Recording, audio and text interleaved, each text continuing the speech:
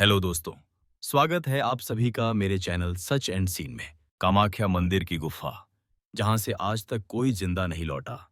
कल्पना कीजिए एक ऐसी जगह की जहां हर साल लाखों लोग पूजा करने जाते हैं, पर उसी जगह के नीचे एक ऐसी शापित गुफा है जिसके बारे में मंदिर के पुजारी भी खुलकर बात नहीं करते। कहा जाता है कि जो एक बार उस गुफा के अंदर गया वो या तो पागल होकर लौटा या फिर कभी नहीं लौटा। यह कहानी है असम के कामाख्या मंदिर की, जो देवी सती के योनि अंग के गिरने की जगह माना जाता है, यानी शक्ति और सेक्स एनर्जी का सबसे बड़ा केंद्र। लेकिन उसी मंदिर के नीचे एक गुफा है जो किसी आम इंसान के लिए नहीं। वहां जाने की इजाजत सिर्फ कुछ पुराने तांत्रिकों को होती है, वो भी तभी जब वो अपने ब्रह्मचर्य को तोड़कर देवी को तन और मन दोनों से समर्पित करने को तैयार हों।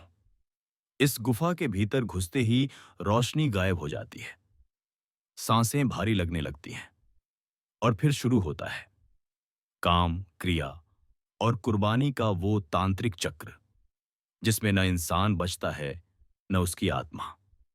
पुरानी कहानियों के अनुसार वहां कन्याओं की बलि दी जाती थी, लेकिन बलि से पहले उनके साथ होता था तांत्रिक यौन अनुष्ठान। गुफा में रखा जाता था देवी की मूर्ति का ऐसा रूप जिसमें आंखें बंद, जिह्वा बाहर और शरीर रक्त से सना होता था। कन्या को नग्न अवस्था में देवी के सामने लिटाया जाता और फिर शुरू होती थी काली विद्या की चरम सीमा। मंत्र, हवन और फिर शरीर का भोग।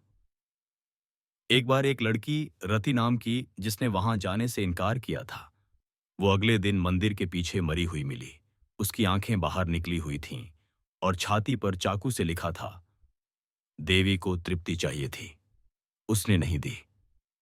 कुछ साधु मानते हैं कि गुफा के अंदर आज भी बलि होती है, बस अब इंसानों की जगह कामुक ऊर्जा की बलि दी जाती है।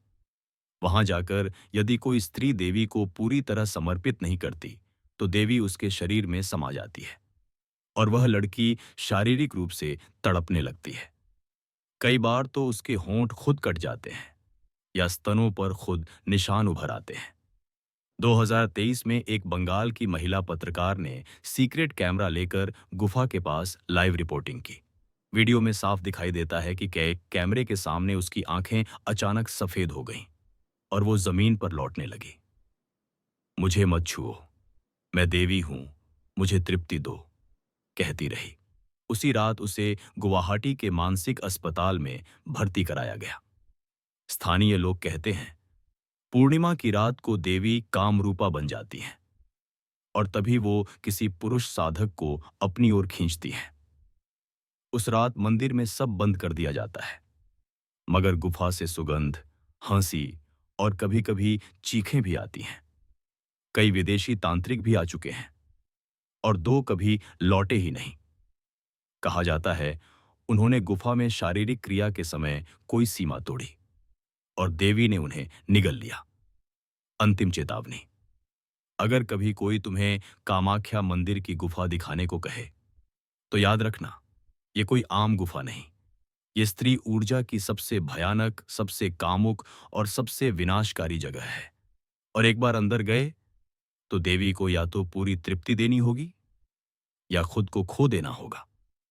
ड्रॉप लाइन, ये सिर्फ मंदिर नहीं, ये जन्म, मृत्यु और तृप्ति का अंतिम पड़ाव है। ये सच था या सीन, तय तुम करो। मगर उस गुफा का नाम रात को लेने से पहले एक बार पलट कर देख लेना, क्या कोई तुम्हें देख तो नहीं रहा।